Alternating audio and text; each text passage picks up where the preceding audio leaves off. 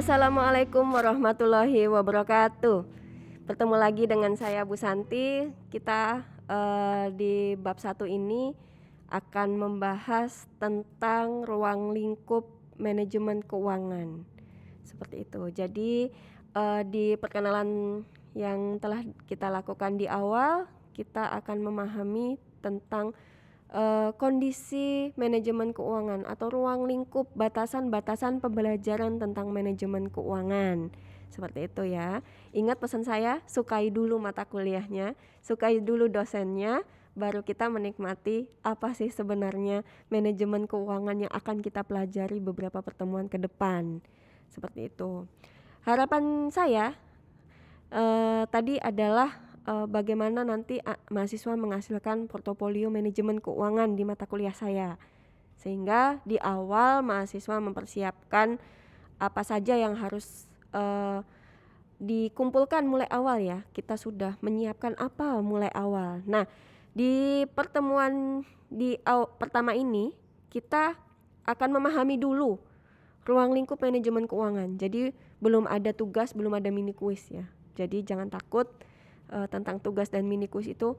Dan kalaupun nanti ada di bab-bab selanjutnya, saya akan memberikan waktu.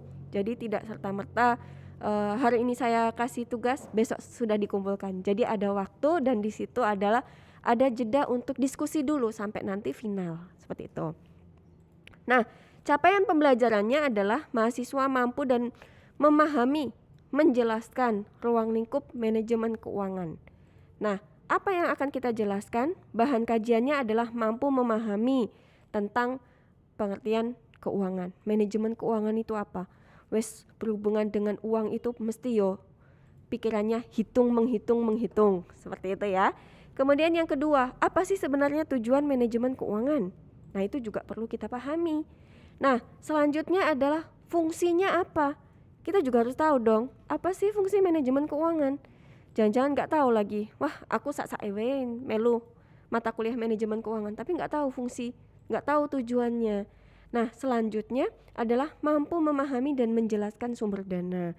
Nah, sebenarnya sumber dana keuangan itu dari mana saja. Nah, itu yang perlu kita pahami di bab 1 ini. Sehingga teman-teman di bab 1 ini sudah fokus pada memahami dulu apa sih sebenarnya manajemen keuangan. Nah, di sini ruang lingkupnya ya. Manajemen keuangan itu apa sih sebenarnya? Jadi manajemen keuangan itu sebenarnya semua kegiatan. Nah, ini kenapa saya tebalin? Karena itu adalah poin-poin pentingnya. Jadi semua kegiatan yang kita lakukan itu berhubungan dengan manajemen keuangan. Betul nggak?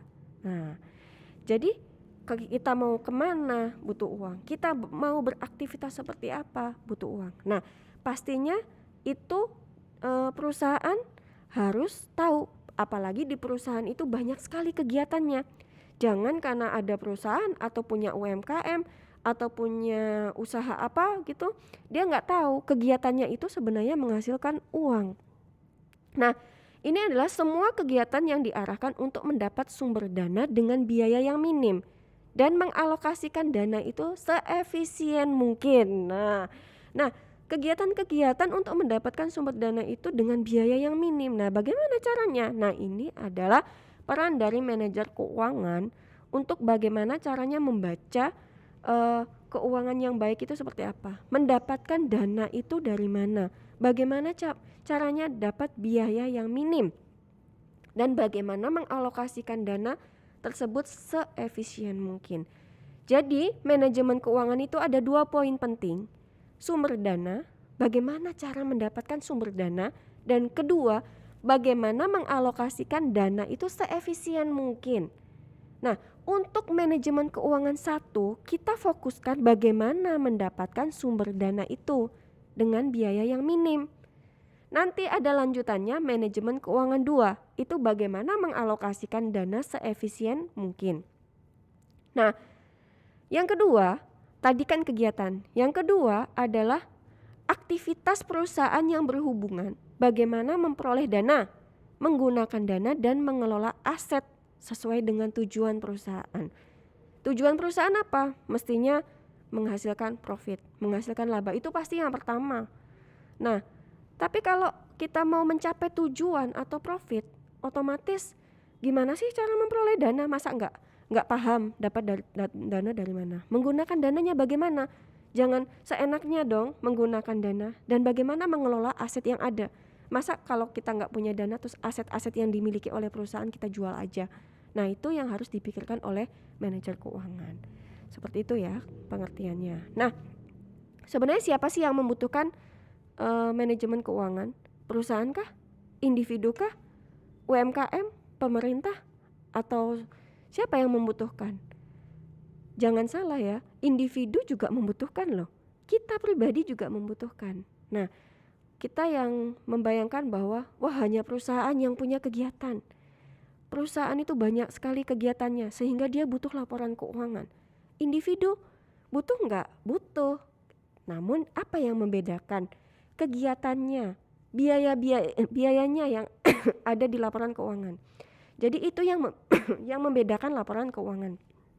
Jadi entah perusahaan, entah individu, UMKM, pemerintah, dan segala elemen pasti membutuhkan manajemen keuangan.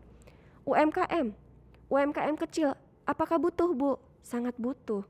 Karena saya beberapa waktu ke beberapa UMKM yang ada di Solo dan Sukoharjo ya. Kebanyakan mereka mengeluh tentang Bu, saya nggak punya laporan keuangan. Kenapa nggak punya laporan keuangan?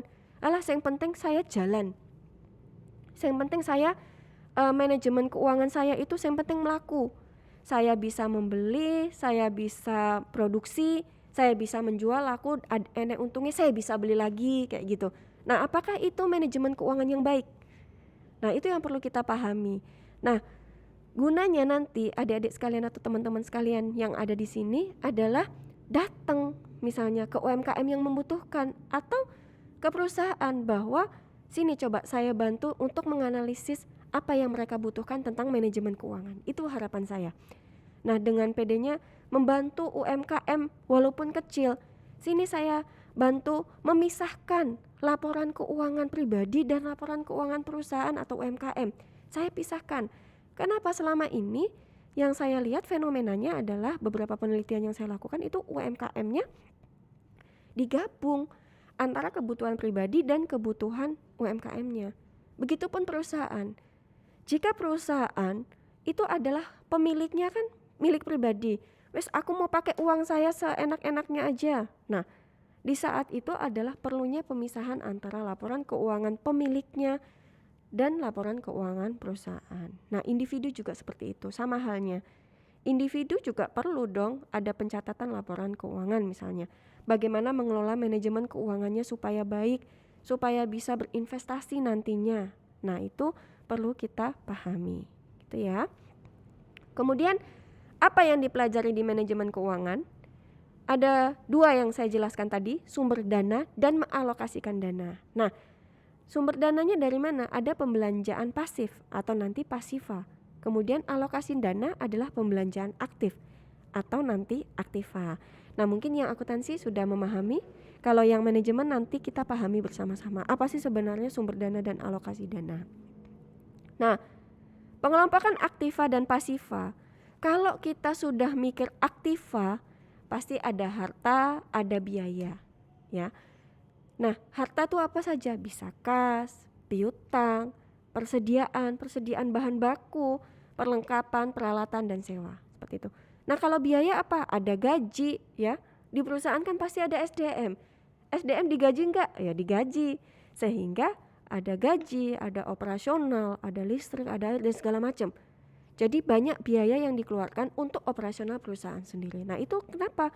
Ya perlu kita catat, ya perlu kita ketahui. Kemudian di pasifa ada apa? Hutang dan modal. Nah, itu ya yang kita pahami. Nah, itu sekilas dari saya tentang pengertian manajemen keuangan. Semoga sudah paham ya tentang ruang lingkupnya. Sekian dari saya, kita pahami subbab berikutnya. Terima kasih. Wassalamualaikum warahmatullahi wabarakatuh.